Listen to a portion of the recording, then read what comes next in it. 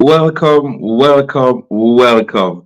Welcome to the CJC online church platform. We have a wonderful program lined up for you today. This is Your Health and You. Remember, of course, we want you to like, share, and subscribe. So click on that notification bell right there in the corner. Make sure that you're notified every time that we go live. And of course, place this on your status. Today is for men, so we want to make sure, and women, we welcome you also. Well, please invite the males to come on over because it's about them. And what we're going to talk about actually affects so many men. At least every single man, if we live long enough, may have this problem.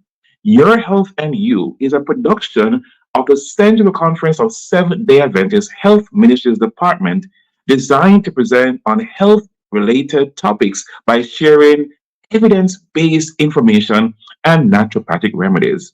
Your Health and You is aired every Thursday at 7:15 p.m. On first Thursdays, we focus on general health. Second Thursdays, we focus on men's health. Third Thursdays, we focus on women's health. On fourth Thursdays, children's health. And on fifth Thursday, mental health. And therefore, as we come, we are growing together, we are learning together, and we're sharing information.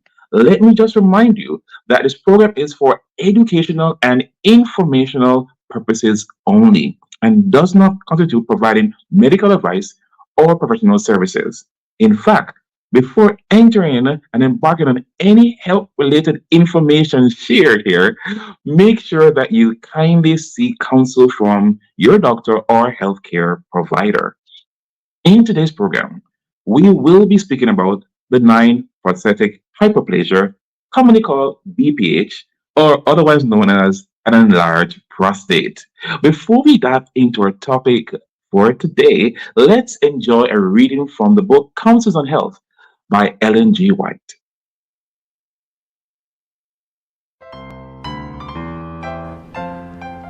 Section 1. The World's Need. Multitudes in Distress.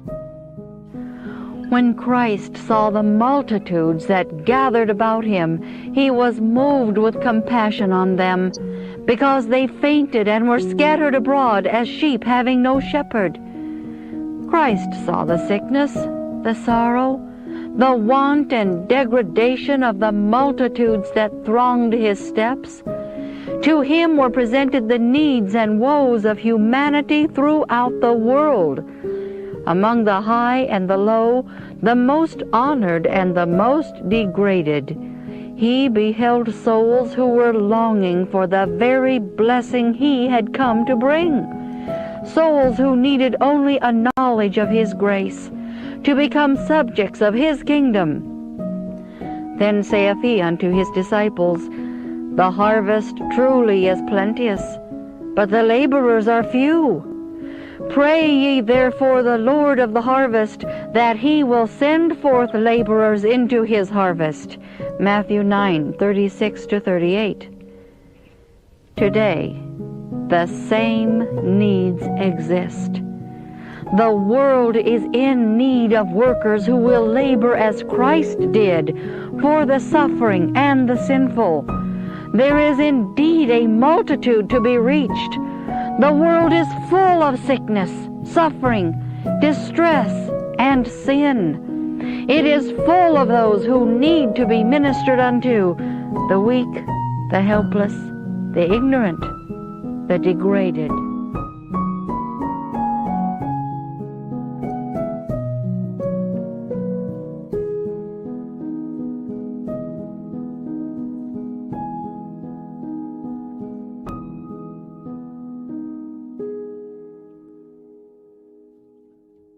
All right, I'm going to invite us to bow our heads and close our eyes as we have prayer.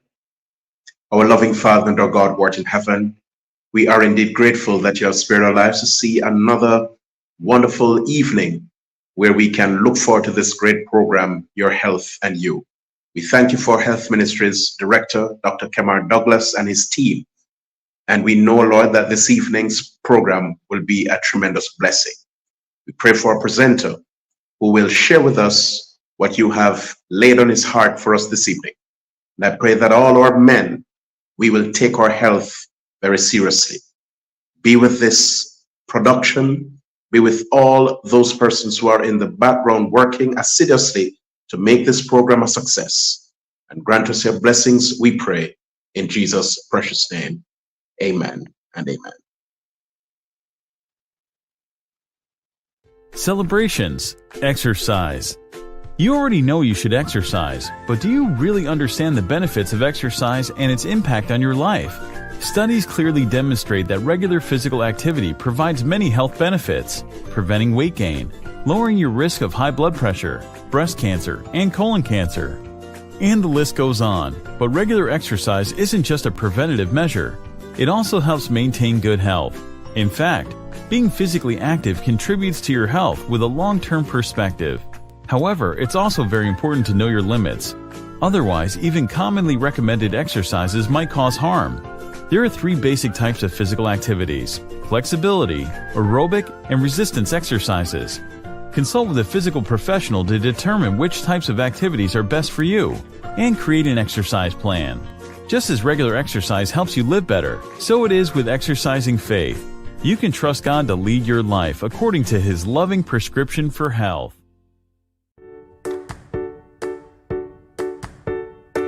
The American Heart Association recommends 40 minutes of aerobic exercise of moderate to vigorous intensity, 3 to 4 times a week to lower the risk for heart attack and stroke. However, more than 80% of adults don't meet these guidelines. That's a fact, but there's hope. Don't have 30 minutes? Take 3.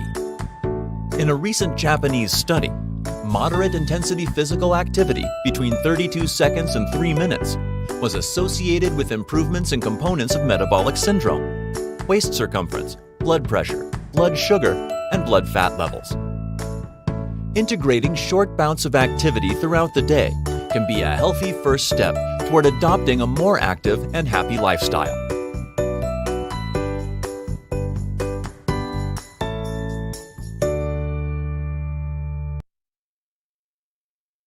Welcome back to Your Health and You. And we thank Dr. McLean, Barrington McLean, who did the prayer for us earlier. Dr. McLean is our men's ministries leader right here at Central Conference of Seventh-day Adventists. So thank you very much for coming on. This is indeed Men's Health, and we're very happy to have had our director for men, Dr. Barrington McLean, praying for us. Now, did you know that the prostate has 2 growth phases? Yes, the first phase occurs in early puberty when the prostate grows to the size of a lime, a large lime, if you want to call it that. I know you will hear people say walnut, but we're in Jamaica, and therefore we don't really know walnut size per se, which is about 1.5 inches to 1.25 inches. So let's use a lime. The second growth spurt occurs when they hit mid-20s, and it continues to grow throughout the remainder of a man's life. So an enlarged prostate problem almost always occurs during the second growth phase. Did you also know that most men will develop an enlarged prostate, but only 1 in 4 men aged 51 to 60, and less than half of those aged 70 and over will experience the symptoms that comes with an enlarged prostate? Of course, we will hear more about those symptoms a bit later. Prostate also secretes a antibiotic, which helps to protect the couple from infection. Do you know that? So the prostate gland secretes an antimicrobial substance that helps to protect the man and woman from infection. It's a very important organ. So we're going to discuss this organ. We're going to discuss an enlarged prostate or benign prostatic hyperplasia, BPH. We're going to go through all the things that we need to understand. And of course, we are very, very happy to have Dr. Keith Wedderburn. Now, Dr. Keith Wedderburn is a consultant urologist. So this man is somebody's experience. He understands what men face and how the treatment should be. He's now a retired doctor from the Cornwall Hospital after 28 years of service. But presently, he works for the Montego Bay Hospital and the Urology Center right there. He is married with 3 children and 3 grandchildren. And he is a Seventh-day Adventist, and he attends the Ironshire Seventh-day Church over there in West Jamaica Conference. Indeed, we're very, very happy to have Dr. Wedderburn with us, a man of experience, a man of the faith. He understands the dynamics of what's going on, and he's going to try and break down this malady that affects so many men. And therefore, we are very, very happy to have him.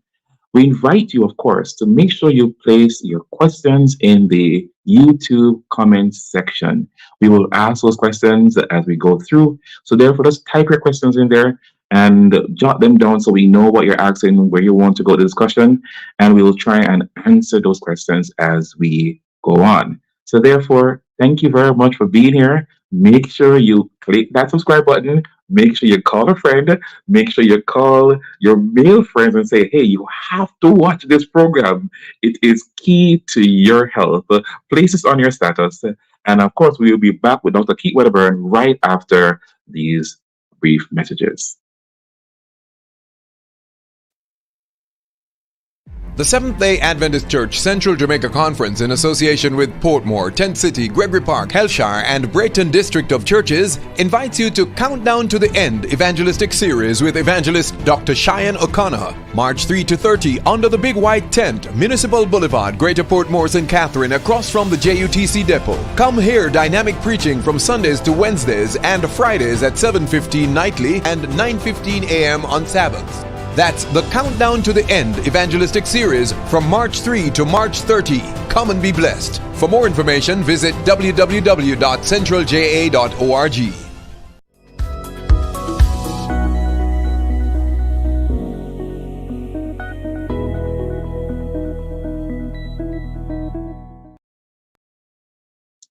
Hi, welcome back. Welcome back. It's time to dive into our discussion with Dr. Keith Wedderburn. Welcome, Dr. Wedderburn. Thank you, Dr. Douglas, for having me on your program. Good evening, friends. Good evening. Good evening. We're very, very happy to have you. Thanks for taking the time out to talk to us here in Central and to share your knowledge with us. Dr. Wedderburn, what exactly is the prostate and how does it function? Okay, the prostate gland is a small organ found only in men. And this gland is located at the outlet of the urinary bladder in the lower abdomen. It actually is a sexual organ because it produces a fluid which actually nourishes the spermatozoa that the man's testes produces, yes, and it also allows the sperm to travel in the fluid. So when a man ejaculates, the semen is made up of prostatic fluid and seminal fluid. The prostate also secretion, as you mentioned earlier, has antibiotics. It also has is alkaline, which actually helps the sperm to function because the female vagina is acid. So the alkalinity actually neutralizes the acidity, so the sperm can live longer. All right. So it's a sexual organ that produces semen to help sperm survive, basically, in the environment of women. That's correct. All right. So what then causes what we know as benign prostatic hyperplasia or an enlarged prostate? What causes that to happen? What we know for sure is that it is based on the male hormone. So if in puberty or before, the boy child loses both testes and is unable to produce male hormone, testosterone, when he grows up to be an adult, he will not have an enlarged prostate or BPH because the growth of the prostate requires testosterone, which is converted to dihydrotestosterone for growth. So if there's no testes, same thing happens because sometimes the boy may have damage to his testes in early life and his production of testosterone is decreased. So that we know for sure, that is hormone based. And it also happens as a man ages because the prostate grows. In fact, this is the only thing in a man that continues to grow until he dies. Other things stop growing, but the prostate continues to grow. And usually the effect will be felt after the fourth decade of life, that is after 40. So the effects is felt after 40. That's correct. So, That's large BP, yes. so what are those effects? What are those symptoms that present after they hit 40? Interesting that you asked me that because a lot of men, when they have symptoms, they say, okay, no problem, it's age related, and they do not seek medical attention. But the symptoms are divided into two groups. We have the obstructive symptoms, where there's obstruction to the flow of urine. And on the other hand, we have irritative symptoms, which are the effects of bladder response to an enlarged prostate. So when the prostate enlarges, it actually encroaches on the urethra. That's the tube that carries urine from the bladder through the penis to the outside. And when the urethra is compressed, then the urine cannot leave the bladder as it should. So for the man has to strain to pass his urine, and whilst he's straining, the urine comes, but it comes in very small amount and a very poor stream. Yes? And the other thing is that it will take him a longer time to empty his bladder. And when he thinks the bladder is empty, he dribbles. So there's urine dribbling on his underwear, and he has to stay a long time to shake his penis to stop the leak. The irritative symptoms are usually increased frequency. He has to pass urine often, and he has sometimes urgency, that once he gets the urge to pass urine, he has to rush. If not, he tends to wet his clothes. Then it may happen that when he goes to bed at night to sleep, he wakes up several times to pass urine. We can accept 1 or 2 times for a man, but sometimes he gets up 4, 5, 6 times. This we call nocturia. It progresses to symptoms in the bladder where there's infection. Because once the bladder is not emptying appropriately, there's a residual urine in the bladder, and this is a very nice atmosphere for bacteria to grow in. So he'll get a urinary tract infection. It may get so bad that he bleeds. So he may have passed urine. Yes, we call it hematuria. Now, it's very, very important for a man when he gets up in age, he needs to listen to his body, the symptoms, and get advice from his doctor, because there's treatment for this condition. Wow. When I was in med school, one of the lecturers said that he doesn't understand why God placed the prostate where it's placed, right on the bladder, and then allow a tube to pass through, knowing that it will constantly grow and may lead to blockage.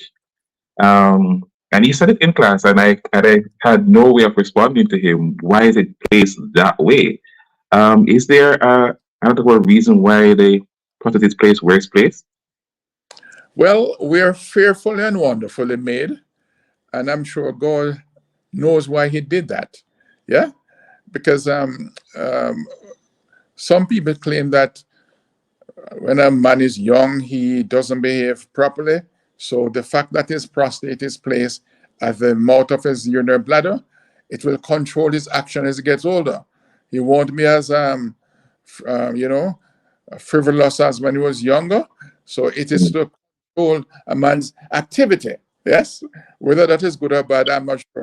But I tell you, when the prostate grows and becomes symptomatic, it can be very, very hard on the patient. Very hard. And the female in the family always sympathizes, because they're seeing what is happening, and their man who should be strong and fit is no longer that way, yeah? Because it can be a hard thing to cover.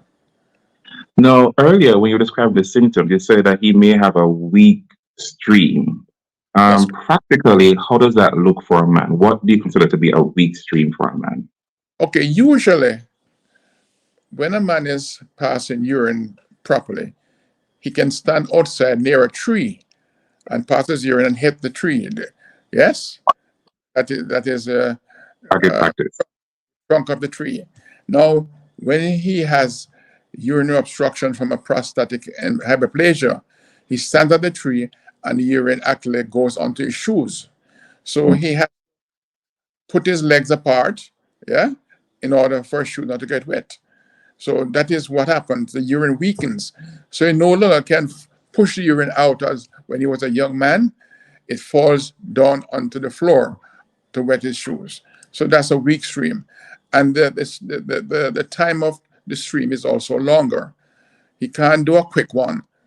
He has to stay there, and the stream is very slow until it finishes on its own.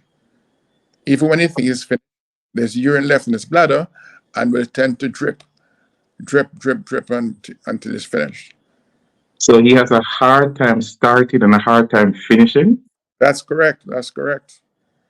That's So, correct. Dr. Whatever, what causes the hematuria? What caused blood to be in his urine? Okay. There are two things actually. When the prostate enlarges, the vascularity increases, and there are large prostatic veins on the surface of the prostate. And as I said earlier, the prostate is at the mouth of the urinary bladder. It actually projects into the base of the bladder. And these veins, when they're so enlarged, it's very thin and they break easily. So when the man is there straining to pass urine, these blood vessels can break and bleeds into the bladder, mixes with the urine, and comes out. The second thing is infection. Because the bladder is not being emptied completely, there's always residual urine. Bacteria grows there and infects the bladder, and infection of the bladder can produce blood in the urine, hematuria. All right. So most men tend to show up at the doctor's office when something is wrong with them and wrong with their sex drive, or they have erectile dysfunction. Does BPH affect sex drive and performance? It can, because if the symptoms are there, obstructive symptoms, irritating symptoms, the man will have no interest in sex, because we know that sex is can be based on your feelings, yes, and also on your hormonal functioning. So if the man is not feeling well, if he has to go to the urinal several times, he may not have an erection because he's not well. Yeah. But at the same time, testosterone is being produced, so he can get erection. Yes, but it may not be as good as before. It doesn't make him impotent. Yeah, but it will decrease the stiffness of his erection. All right. So let's go to the part that most men may probably fear. How do we diagnose BPH or an enlarged prostate? Okay, diagnosis is based on history taken, examination, yes, and lab tests. Now, usually in the history, we have to ask the patient, how is his urine flow? Is he having difficulty to start the urine flow? Is it dribbling? Does he have to strain? How long does it take to empty his bladder? Is he having frequency, passing urine a lot at nights? Yes. And does he have to rush to pass his urine when he gets the urge? So those are symptoms of bladder obstruction and bladder irritation. Then we do an examination. The examination is done with a gloved finger. The patient lies on the couch on his left side, legs drawn up, yes, and his underwear pulled down. The examiner, with a gloved finger, lubricate that index finger and place it on the anus. And very important, because not many examiners do this. Ask the patient to take a deep breath in when the examining finger is at the anal verge, and just before the finger goes into the rectum, you ask the patient to exhale or to breathe out. Now, this action of breathing out relaxes the perineal muscles, so the finger gets in the anus or the rectum easier without pain. So if the examiner is going to rush and do this examination, it can be very painful to the patient. So at first, the breathe in, breathe out. Now that index finger can actually examine the prostate, which can be felt on the anterior wall of the prostate, of the rectum. We all know that the normal prostate at, say, a man age 40, 50 should be not more than 30 grams. Well, as you mentioned earlier, it could be the size of a lime or a guinea. It is normally smooth and rubbery, feels like a rubbery, right? Rubber and smooth. When the gland enlarges, it may still be smooth, right? But it's big. It's actually protruding into the rectum. Now, what we look for is the consistency of the prostate, whether it is soft, hard, which may suggest cancer. If it is very painful on examination, that may suggest prostatitis. So having done examination, the patient can be sent for a blood test. We normally do a PSA as a prostate-specific antigen. This usually rules out cancer to a certain extent, but not completely, because if the is very enlarged due to a benign prostatic hyperplasia, the PSA can be elevated. If the gland is inflamed, prostatitis, it can be elevated as well. So we have to take the examination and the PSA reading together to identify what we're dealing with. We can also send for ultrasound examination, a scan. So the ultrasound can actually pick up the size of the prostate in mils or milligram, and also if there's a median lobe protruding in the bladder that will or is causing obstruction. So when there's a median lobe, there's a high incidence of urinary bladder obstruction at that time. All right. So in all my practice, I didn't know the breathing technique to relax the perineal muscles. So it's new. So you're actually educating me and passing on your knowledge to me. But the question that a lot of men don't like DREs. They don't like due to a rectal examination. They feel that it's going to violate them, or they may have other concerns. So what would you say to a man to say, listen, it's not as bad as you think, and you need to actually do this exam, especially if you're over 40? Okay.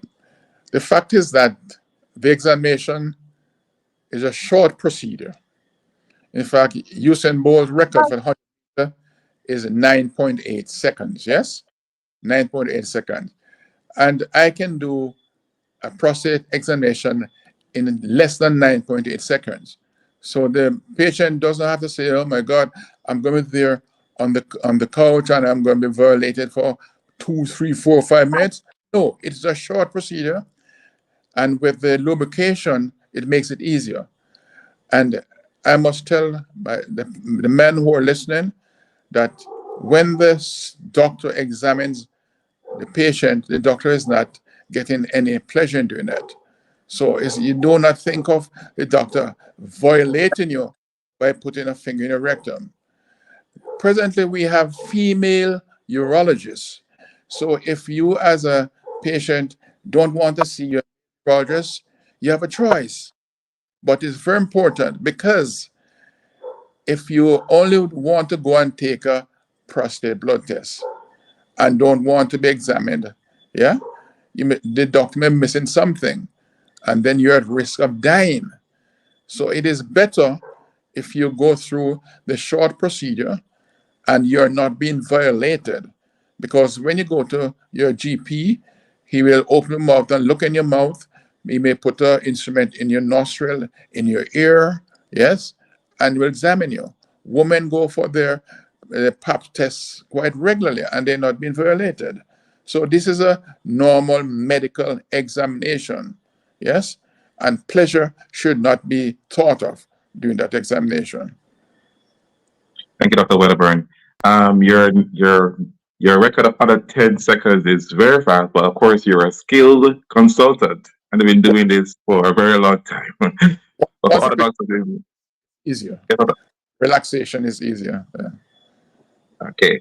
So once somebody's been diagnosed with BPH and they have an enlarged prostate, so how are they treated? Well, the treatment is based on the symptoms, because there are patients who come in for prostate examination or prostate check, and on examination, they definitely have an enlarged prostate, but they have no symptom. Yeah, they're symptom free. They can go through a day and pass urine twice or 3 times a day, once at night, and they're fine. No urgency, no frequency. These patients do not require treatment because most time treatment have side effects, and we don't want to submit our patients to that. Yeah. Now, if the symptoms are there, we can actually help the patient to control the symptoms, such as don't drink alcohol or coffee, because this will cause increased urine production and will actually cause it to pee off then. Next, if you're traveling, if you're going on the highway on a bus or your vehicle, try not to drink anything before you hit the road. And at nights, drink nothing. Do all the drinking during the daytime when you have enough time to go to the restroom. The next thing is spices. Try and avoid spices because spices tend to irritate it, and this can also cause increase in the frequency. If the treatment doesn't work, natural doesn't work, then we can provide medication to the patient. Presently, there are 2 types of medication that we offer. One of them actually relaxes the muscles in the prostate and at the bladder neck so the urine can flow out freely. Because once the prostate enlarges, the muscles tend to go into contraction. And when the muscles contract, then it is difficult for you to pass urine. These are called alpha blockers. Yes? The other set of drugs actually decreases the size of the prostate. Yeah? And these are 5-alpha reductase inhibitors because the testosterone that I mentioned earlier that causes the prostate to grow, these medication prevents the testosterone from going into or converting to the dominant or the effective testosterone. We call it dihydrotestosterone. So if the Duodart or the Avodart blocks the conversion of testosterone, then the prostate will not grow. In fact, it will decrease in size. And that has been scientifically proven. So when these patients are placed on these medication, like Duodart or Avodart, it takes about 6 to 9 months for effects to be seen. And the prostate reduces in size and the urine flows freer. The alpha blocker, like Hytrin or Tamsul, actually relaxes the muscles, but it does not prevent the growth of a prostate. The size remains the same, but the muscles are relaxed so the urine can pass. And taking the alpha blockers is actually very quick to act. Action is within 24 hours, unlike the Avodart, which may take 6 to 9 months to be properly effective. Do some men report that when they take the medication that they basically have issues or they may have erectile dysfunction, especially with the 5-alpha reductase inhibitors? Yes, I tell you, everything that is chemically placed in the body can produce side effects. Aspirin can cause bleeding from the stomach. Panadols can cause kidney problems. So medications are like that. So we as doctors try not to give patients medication if it's not necessary. But if it is necessary for your life or your health, we do. So in the case of 5-alpha reductase inhibitor, patient may complain of reducing their sexual proneness, yes? But if it is a man who has been going at 90% and is reduced to 80%, that most are not a problem. But if it's an older man, let's say 70, 75, 80, who's going just at 50%, when he takes these medication and reduced to 40 or 30%, then it's going to be significant. The alpha blockers does not affect the potency, but it can cause retrograde ejaculation. The men who are taking these alpha blockers will say in sex and at climax, just a small amount of semen comes out. And they worry. The semen actually goes into the bladder And when you pass urine after intercourse, it comes out. And most time, men who are placed on this medication have had their family already and they don't want to have any more children. But having sex is not a problem. They'll get their same turgor, same stiffness, climax, and the partner will accept that. All right. You- So other than medication, is there any other treatment? Before I go on to that, the alpha Okay. blocker a bit of dizziness. Yes, when you are sitting or lying down and you get up suddenly, tend to feel dizzy. So it's advisable that when you're taking this medication, you must not just jump up. So at night when you're in bed to get up, you sit on the bed for some seconds before you get up, and they stabilize the pressure because the blood pressure falls. If there any other treatment that can be given, well, Yes. well, usually the prostate um, the, needs zinc for it to perform properly. And when a man has adequate amount of zinc in his diet, then it will slow down the growth of the. So there's a compound called lycopene, which is very has a lot of zinc in it, and we can get lycopenes from our food. So tomatoes contain a lot of lycopenes. Um, Melon does contain a lot of, the red fruits contain lycopenes. And right now, I'm sure you can get lycopenes tablet or capsules, yeah, at the supermarket. But the thing is that if you try to eliminate red meat from your diet, because red meat like beef, pork, mutton, etc., they can actually increase the growth of the prostate.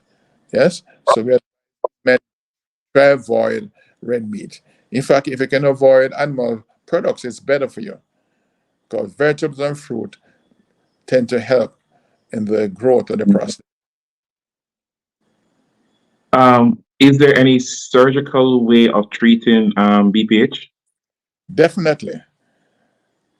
Not every man is going to require surgery, but the gold standard in surgery for prostate enlargement is we call this TURP, TURP, that's trans, U, urethral, R, resection, P of the prostate. So this is a surgical procedure where instrument is passed into the bladder through the penis, and the prostate is removed by electrical current. Yes. Now, this is one of the surgical method. Then we can do laser prostatectomy, where laser is used to remove the prostate. We can do open prostatectomy, where the bladder is open and the prostate is removed. Yes. And there are other methods which are not really universal, like vaporizing the prostate, heating the prostate. Yes. Do a urolift where the prostate is pulled to the side with a clip. Yes. But the thing is that surgeries can be done and surgeries are effective, but we don't just jump to surgery. If, for example, there are complications of the BPH, for example, bladder stones, that's a big complication Mm. where stones are forming in the bladder. Yes, so if you have BPH, you have to think about that stone formation. Then you have repeated bleeding, and you can pass enough blood to drop your hemoglobin, and you can get repeated infection, which is another problem. And worse yet, if the bladder is not emptying completely and you have residual urine, there can be a back pressure on your kidneys, and you can end up with kidney failure, which may need for you to have dialysis. So even though most men think, oh, it's an aging process. I mean, I'm not a young man anymore. I can't hit the tree with my pee, but the side effects are dangerous and they can be lethal. Wow. Thank you, Dr. Wedderburn. A lot to ponder. Men, you have to take care of your health. And if you're realizing that the stream is just not the way it used to be, or you're dribbling, or you have to open your legs when you're finished, or if it's on your clothes or on your underwear because it just not come out the way it should, and you have some urgency, you just can't hold it in. Men, it's best that you seek your doctor, seek a urologist, seek your regular GP if you must, but get checked out. There is help. At this time, we are going to take a little break, and when we come back, we're going to look at some natural remedies to help prevent or slow BPH or an enlarged prostate.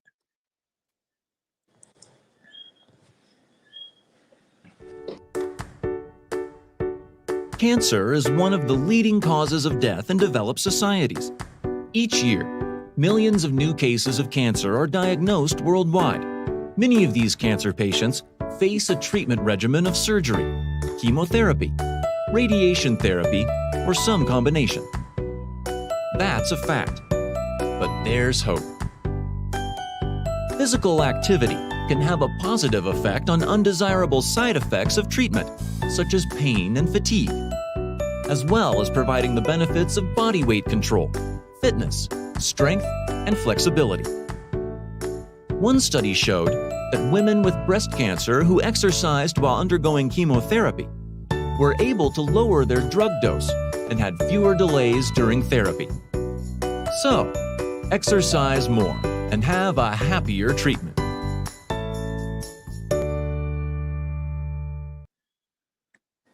Welcome back. Welcome back. It's time now to look at our natural remedies. And of course, please place your questions right there in the YouTube chat.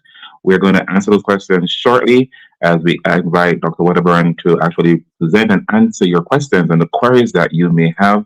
It's a very important program because a lot of men are affected by an enlarged prostate, and some become symptomatic when their streams are not the way it's supposed to be. They start dribbling, they can't empty their bladder properly, and they end up having bladder infection. And of course, they can have kidney failure as a result. And therefore, because we don't want this to happen to our men, we want our men to be healthy and strong, even as they get into 100 years old. Therefore, we need to make sure that we take care of ourselves.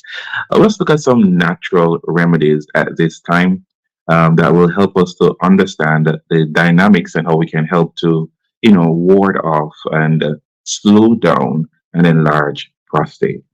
That being said, let us just dive into some natural remedies that we can actually use.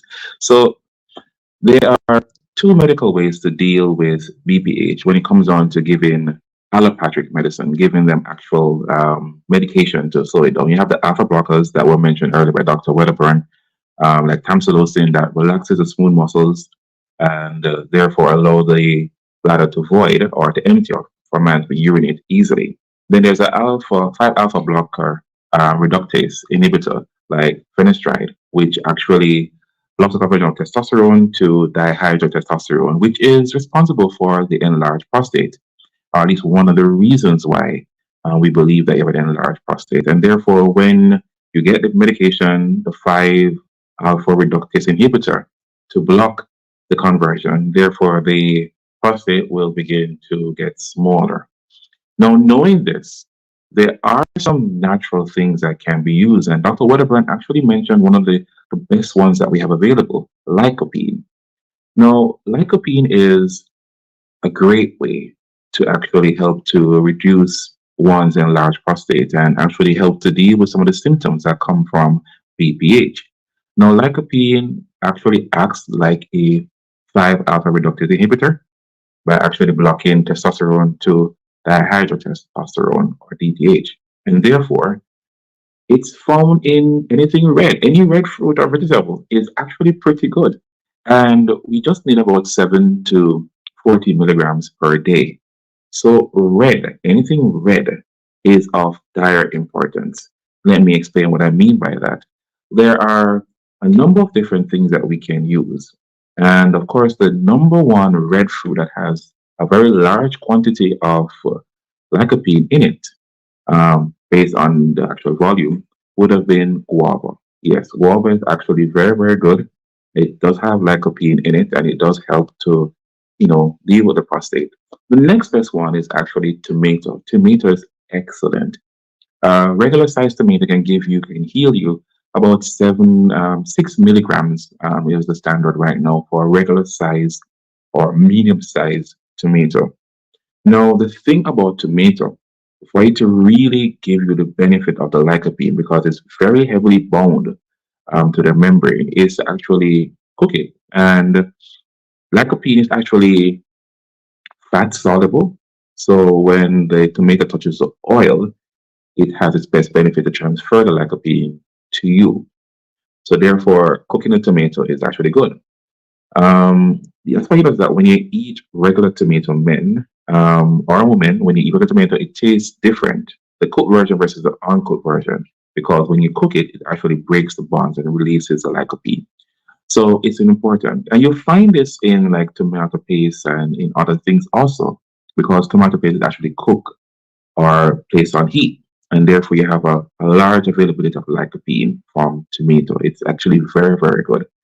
No, I'm not going to say go to eat pizza, because pizza is made with tomato base, and so is lasagnas. But it's actually a great way to get your lycopene, man. Other is white watermelon. It's a red fruit. It's available. It has roughly about 5 milligrams of lycopene available, and so it's very good. And for another show, the green part of the melon is also very good, also, men. But that's for another show.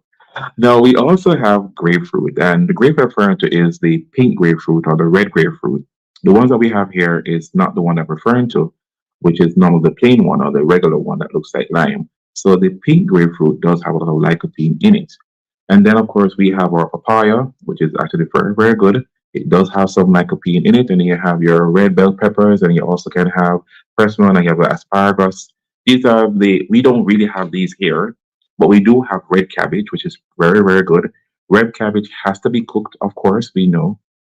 You can eat red cabbage raw if you want, but the benefits of red cabbage actually happens when you place it on heat and allow it to seep a little bit.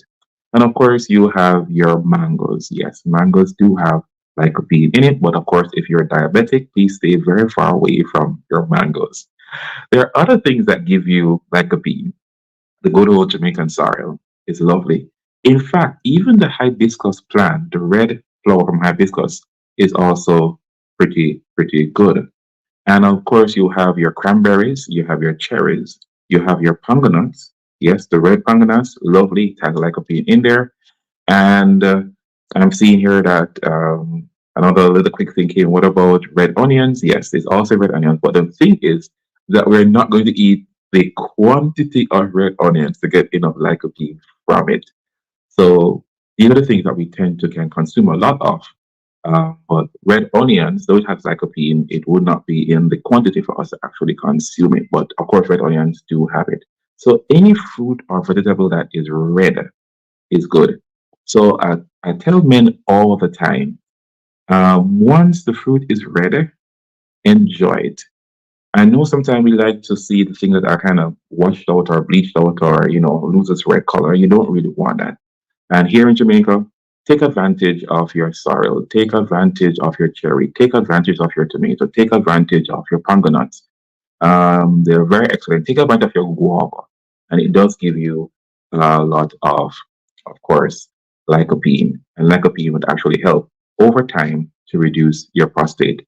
Now, I must say that a number of studies were done on the effects of lycopene, and one from the New England Journal of Medicine, who said that basically they don't see a difference between lycopene consumption and of course a placebo in their studies.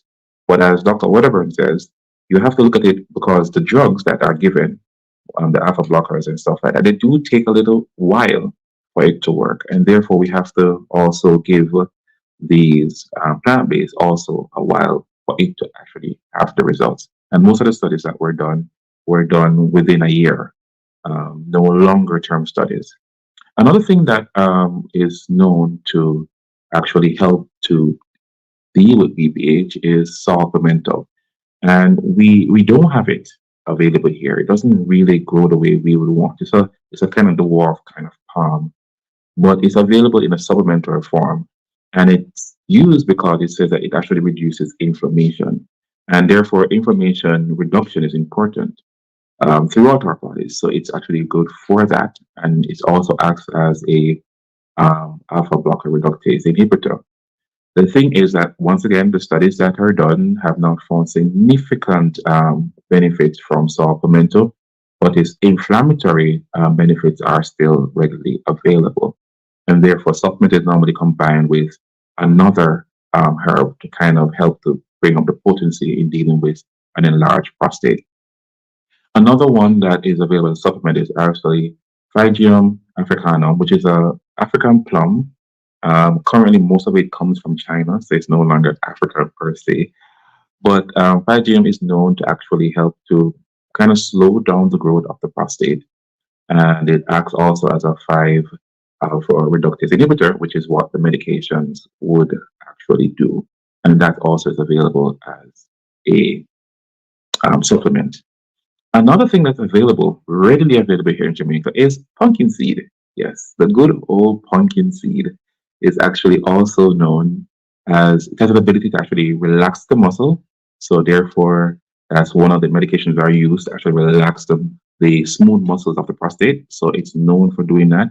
It actually has 5-alpha reductase inhibitor specialities, so it can actually also stop the growth of the prostate and actually reduce the prostate size. And it had one added benefit. It has high zinc. You heard Dr. Wedderburn mention the need for zinc. It's very important, men. It is standard, men. Men, you need your zinc. And pumpkin seeds do have a high concentration of zinc. There's a caution, however, that zinc actually is also paired with magnesium and sometimes with phosphates. And phosphates don't work very well with those persons who have kidney issues, whether you have chronic kidney disease or you have acute kidney injury. Phosphates are not your friend. So therefore, you would have to also watch as you use this product. But that is your good old pumpkin seed. Now, let's go to some lifestyle. You heard Doc, so whatever I mentioned, no alcohol, that's a given. No red meat, that's a given. It's important that you avoid these things. And also, hyperinsulinemia does affect the IGF receptors on our prostate and can actually lead to hyperplasia and the introduction of new cells in our prostate, and therefore they grow and they balloon. So when you have too much sugar in your diet, it can be a problem. You can end up feeding the prostate cells and they will actually grow. So therefore, you need to avoid added sugars. Of course, you need to avoid simple carbohydrates. So therefore, you're going to avoid your white rice and stuff like that. You're going to avoid your white bread. Those things are not good. There are actually some persons who say you need to avoid bread completely. But for now, just avoid your simple carbohydrates. You need to avoid soya. Surprisingly, soya does actually affect, for men, your estrogen levels. So be careful of it because estrogen actually is known to promote certain growth. So therefore, you may need to avoid soya products. And you may say, but you said avoid dairy, so what I'm going to use as milk. Men, you don't really need dairy products and you don't really need soya. You have other versions of milk, like your almond milk, that is actually pretty good for you. And therefore, yes, avoid soya and avoid dairy. And of course, intermittent fasting does help with your glucose and your hyperinsulinemia. So therefore, taking a little break sometime from eating for 16 hours, taking a little break, extend your break fast. So therefore, when you start fasting in the night, instead of eating directly in the morning and breaking your fast, you could extend your break fast to maybe lunchtime. And that actually helps to stabilize one's blood sugar level. So that's how you're going to help to reduce your prostate and actually deal with those issues. Those are your natural remedies.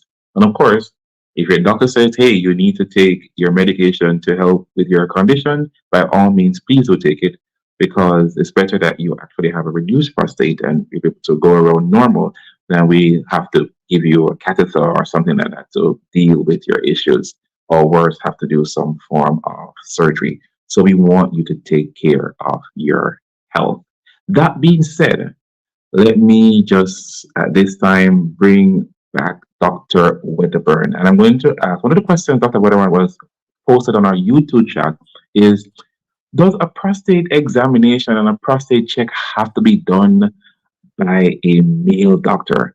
Can any doctor do it? And I know you alluded to it earlier, but I also want to answer the question that was asked by Tarika. Yes, the answer is that any doctor who is trained at a reputable medical school is taught how to do a prostate examination. Well, I tell you something. There are some men, they're actually the way they're built. They may have very muscular buttocks, and when the finger goes in the rectum, if your finger is not adequately at the proper length, you may not be able to feel the prostate because his buttocks, his gluteal muscle may actually prevent you from actually getting far enough in the rectum to feel the prostate. Yes. So this can be done by either a male doctor or a female doctor. And as far as the urologist is concerned, because the urologist does this more often, he or she is actually acquainted with how the prostate should feel, the consistency. And if there's any nodule or lump or anything in the prostate, then he appreciates that it is. And he may tell the patient that your prostate is not normal, so we need to do some other tests. Yeah, so that examination can be done by any doctor who's trained. Excellent. Gregory is asking, does a colonoscopy tell everything about the state of the prostate? Is dribbling a symptom of prostate issues only? So it's 2% Gregory has for you. Number one, does a colonoscopy help to tell anything about the prostate? And number two, he's asking, does dribbling symptom, is it only for prostate issues alone? Okay, colonoscopy is not used for prostate examination. Colonoscopy is used for the intestinal examination. So the camera goes through the anus and goes fiber optic right across to the cecum. And the cecum, transverse colon, descending colon, sigmoid colon, rectum is examined. Because the prostate is only the surface projects into the rectum. The camera that is used for colonoscopy cannot examine the prostate. Yes? So if you want a prostate examination, do not ask your doctor to send you for colonoscopy. As for dribbling of the urine, not only enlarged prostate can produce dribbling of urine. If the man has a urethral stricture, say for example he damages his urethra, that's a tube from the bladder through the urine passes, whether physical injury or by infection. Very common is gonorrheal infection, gonorrhea. This can cause an infection in the urethra and results in a scarring, so the urethra strictures down. And the patient will present with obstructive symptoms similar to if he has enlarged prostate. Yeah? But examination and scanning will differentiate whether it's BPH or stricture. Excellent, excellent. So is there anything that can be done to prevent getting this condition at all? Or is it that all men would eventually get an enlarged prostate? Yes. All men, if they live long enough, will get an enlarged prostate. But not every man will be symptomatic. Yes? Because the way the prostate grows, if it enlarges with a median lobe, yes, and encroaches on the urethra, then that man will have early signs of obstruction. If the prostate grows posteriorly, that means it protrudes mostly in the rectum, that man may have a large prostate and still is able to pass urine freely. Yes? So it's the anatomical dysplasia of the prostate that causes the man to have obstructive symptoms. Well, thank you very much, Dr. Keith Weatherburn, consultant urologist at the Montego Bay Hospital. And of course, we are very, very happy that you were here and that you shared your knowledge with us. Every month, we focus on men's health on second Thursdays, and we're looking forward to having you again when we look at prostate cancer. So thank you, Dr. Weatherburn, for being here. Well, my pleasure. To our audience, thank you very much for being here. Next week, we have women's health issues we discussed, and we're going to look at endometriosis. Yes, endometriosis. It is apply it on women, lots of pain, and most women don't even know they have it. So therefore, we're going to look at endometriosis next week, and we invite you to be here for that. May I encourage you, of course, to share this video. Send it to a friend, send it to the males in your group, send it to persons around, let them understand this condition so that if they are going through any symptoms, they can receive treatment early to deal with it, because we don't want to progress to the point where they have a urinary tract infection, or they have a kidney infection, or they have to even go under dialysis because their kidneys are no longer functioning. So therefore, I'm begging you and beseeching you, share this program, like this program, subscribe to this YouTube channel, because here at Center of the Conference, we do care for you, and our programs are designed in you in mind. So it's here to benefit you. So make sure you play your part. Join us next week, Thursday at 7:15, when we focus on women's health, endometriosis. And of course, we close with our theme text, 3 John 2. Beloved, I wish above all things that thou mayest prosper and be in health, even as your soul prospereth. God bless you, and continue to trust in the Lord.